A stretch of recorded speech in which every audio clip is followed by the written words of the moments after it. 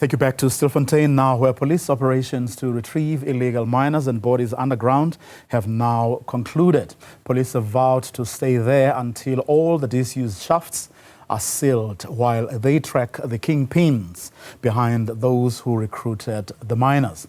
Ziniko Mhlaba is in Stilfontein and joins us again live. Ziniko, we spoke in the last hour about what the police had said and where things are at the moment, and the fact that they are still going to park there until they ensure that everything that needed to be done has been done, including the closure of that shaft or mine.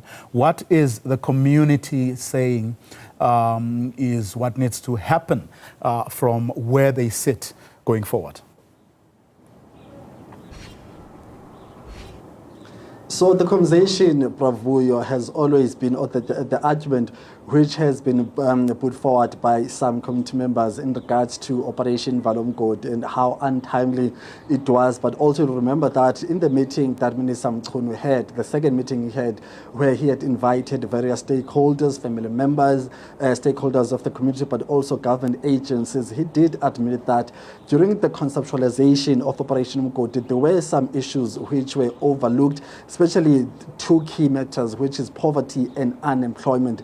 And some of these volunteers we've been talking to, they are saying that, well, their friends and colleagues are forced to go underground due to the high levels of unemployment within their own community and surrounding township here in Stilfontein. However, there are some voices who are saying that, well, there are alternatives to illegal mining, and one of those is what is known as artisanal mining, which usually happens on the surface, not necessarily underground. However, even those who are trying to advocate for artisanal mining, they are saying that, well, in terms of transforming and ensuring that the policies are approved as quick as possible, that process is frustrating. So we wanted to explore that in this particular hour, just to check, if we're talking about illegal mining, we're also talking about artisanal mining, which one is much safer and which one is more legal, if I may put it in that way, as far as the policies of the country. So I'm joined now by some of the activists who are in that space of artisanal mining. I'm going to be speaking to Zetu, who is the national spokesperson of NAM. Babhlatshwayo ngiyabonga kakhulu ngesikhathi sakho babami. Sikhuluma lana nge-artisanal mining.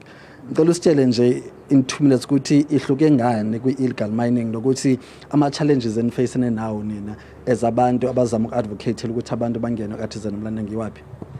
Mhlambe nje ukuqala ukuthi ikuyi-challenge kakhulu ukuba kule space lesi, because according to the law now wonke umuntu out of the law, so it's like illegal, if I could put it like that, because the situation is that now njoba kunale operation abantu abangabavukuzi nabavukuzayo nabantu abayiphilisa ngayo le sector abasakhona ukwenza leyo nto leyo, because wonke umuntu criminalized by the system to say that you don't have a permit, because we understand the police has been gazetted 2 years ago ukuthi kube khona ASM policy for us to be able to participate meaningfully in the mineral resources of our land, according to the law. But that process has been frustrating because it's not moving forward. Ever since the policy was published, it was never implemented. We are still struggling on that front. Okay, let me come in. So you are saying there is a policy which is being drafted recognizing artisanal mining.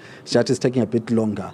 Talk to us about the opportunities that young people can benefit from doing it illegally under the artisanal umbrella, which you say is recognized by government, and there is a policy in the regard. If I am a Zamazama right now, why should I come for artisanal mining? What are the benefits for me? I think the benefits are so many, because the first and foremost, we have a lot of graduates that are unemployed. They are seated there at home with their qualification and degrees.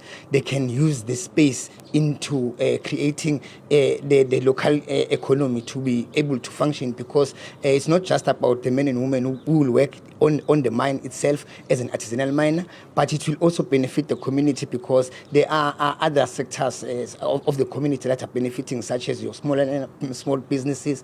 And we can also explore the opportunity of beneficiating these minerals, because if we can be able to sell products instead of selling raw material, that will make the money reflect in the lives of the men and the women who are participating in the sector, but also the people that are not in the sector in it as artisanal miners, but they can be able, your transportation, you can have your diamond cutting, polishing, processing, all of those things are there for our people, and I think the youth can benefit the most, especially in the other subsectors that are underneath this sector.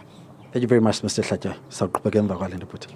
Ngiyabonga. Thank you, but bravo your thoughts, Mr. Hlatjwayo, there was but goes by his name. So just explaining to us the difference between illegal mining and artisanal mining, and rightfully so, Minister Mkhunu did say that at some point, after all the operations are concluded, they will try to engage with the community so that there are South Africans who get to benefit from the minerals that are still underground, but under a legislated process, which the gentleman just talked about when it comes to that government policy under the Department of Mineral Resources and Petroleum. So that's where we are at this point, Prabhu. Ziniko Mhlaba with that update.